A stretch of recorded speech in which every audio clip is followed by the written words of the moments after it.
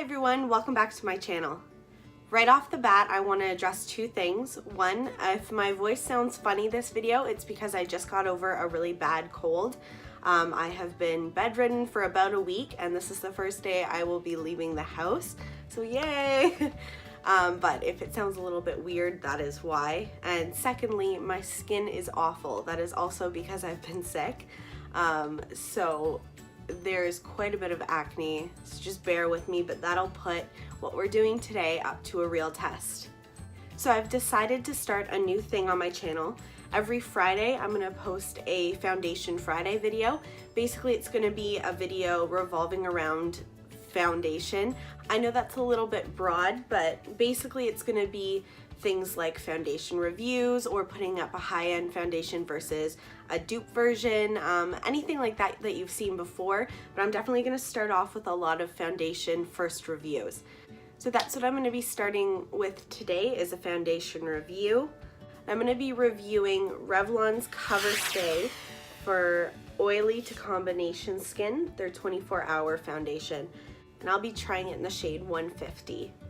So the only things I'm seeing on the bottle for this foundation is that it's supposed to be 24-hour wear. It's for combination to oily skin, which is why I picked it, and it's got 15 SPF in it.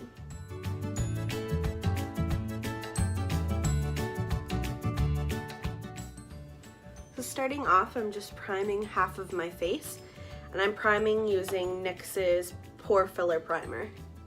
Right away, there's a couple things I really like about the packaging with this foundation.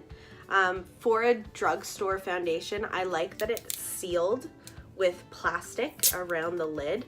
That just ensures that nobody else opened it, because I don't know how many of you have gone in to buy a foundation, a drugstore foundation, and it seems like almost every single one has been used as testers, even though there's clearly a tester marked.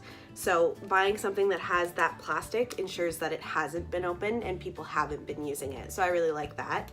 Another thing I really like is that it's a glass bottle. I don't know why, but I always find that a glass bottle seems a little bit fancier, a little more high-end. And I like that it has a pump. A pump just helps control the amount that you're using so that you're not wasting a lot of product, and I really like that in a foundation.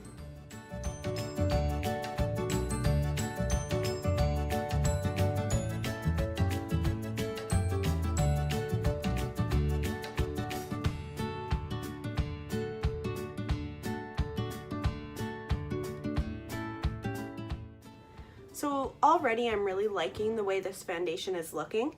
The funny part is I actually like it more on the unprimed side. To me it looks like it's a bit fuller coverage on the unprimed side, whereas I feel like it looks a little bit more sheer where I have a silicone based primer.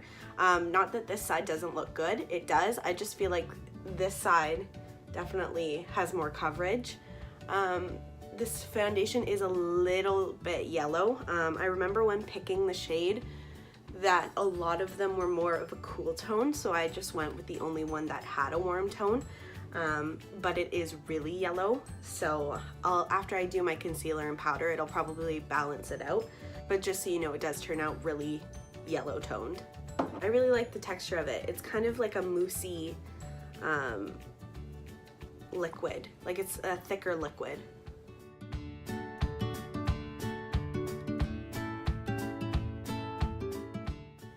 Yeah, it did an amazing job covering up even redness. Like normally I have to do a second coat on the bottom half of my cheeks from blotchiness, and I don't even feel like I have to do that. It's not even grabbing onto, like I have a lot of dry skin around my nose from blowing my nose because I've been so sick, and it's not really grabbing onto any of that dry skin, so I'm interested to see if it starts to throughout the day as I wear it. I'm also interested to see if it'll stay this kind of semi velvety matte finish, or if it will get oily like most foundations do as I wear it throughout the day. So I'll give you a bit of a close-up before I do concealer and powder. So it is showing my pimple a little bit here, but like I said, not really grabbing onto any dry skin. Yeah, kind of grabbing onto some of my acne spots, but otherwise really flawless and covering up all of my redness, which is really nice, and I don't get that very often, especially in drugstore foundations. For concealer, I'm going in with Maybelline's Fit Me in shade 5.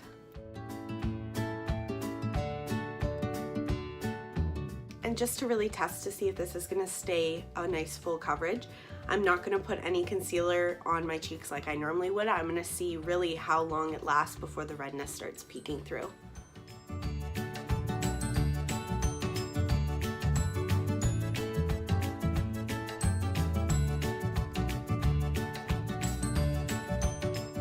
And for powder, I'm going to use Maybelline's Fit Me powder in the matte and poreless 110 to give my foundation a fighting chance at not getting too shiny.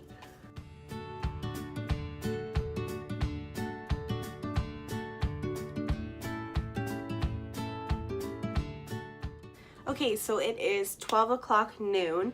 I'm gonna do the rest of my makeup in a different video and maybe some other things, maybe eat, and then I'll come back and show you an update on how it looks with all the other powders and the rest of my makeup on my face. Okay, it's been about an hour and I've done the rest of my makeup. I like how my bronzer and blush and highlight and everything went over top of this foundation. It seems to go pretty flawlessly. It's not catching anywhere. My acne spots have definitely started to show more. It's grabbing onto the skin around them as well as around my nose, but that was gonna happen. That's just because I've been sick. There's not really anything you can do about that.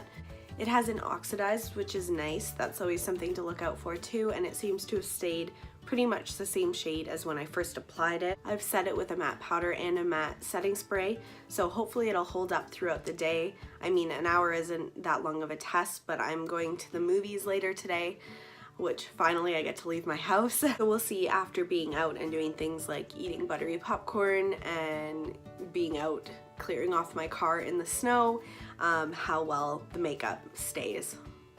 So I'll see you guys in a couple more hours. Hey guys, so it is not the same day for this video anymore. I actually got stranded in a city that I don't live in overnight because of a snowstorm, so I was unable to finish filming my thoughts on the Revlon foundation. I did, however, make some notes on my phone so that I would remember to tell you guys the next day what kind of thoughts I was having on it. I have also worn the foundation a couple more times. I'm actually wearing the Revlon foundation again today, and I'm pretty impressed with it. When it comes to staying matte, as long as you're setting it with a good powder and setting spray, I'm not having a lot of issues, which is crazy for me because I almost always get oily no matter what foundation I'm wearing.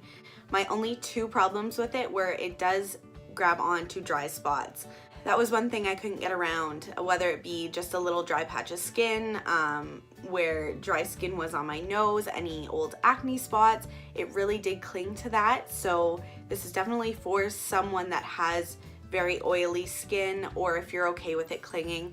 I mean, I can't get away with either or most of the time with my foundation, so I was really happy that it controlled the oil. For cheeks and forehead, everywhere else, it stayed really long. I had that on until like 1 in the morning because I was staying at my friend's house overnight. So we were up super late and it still looked pretty good by the time I went to bed, minus the dry spots. So overall, I think it's a pretty good foundation. Obviously, I'm gonna keep wearing it because I've got it on right now. I think for a drugstore foundation, it was great. Thank you so much for watching. I hope you enjoyed this. I am gonna keep doing these videos on Foundation Fridays. So make sure you keep checking in to see my next foundation that I review. If you like this video, give it a thumbs up. If you have a foundation that you want me to try on a Foundation Friday, just leave it in the comments down below. And if you haven't already, please subscribe to my channel. And I'll see you next time.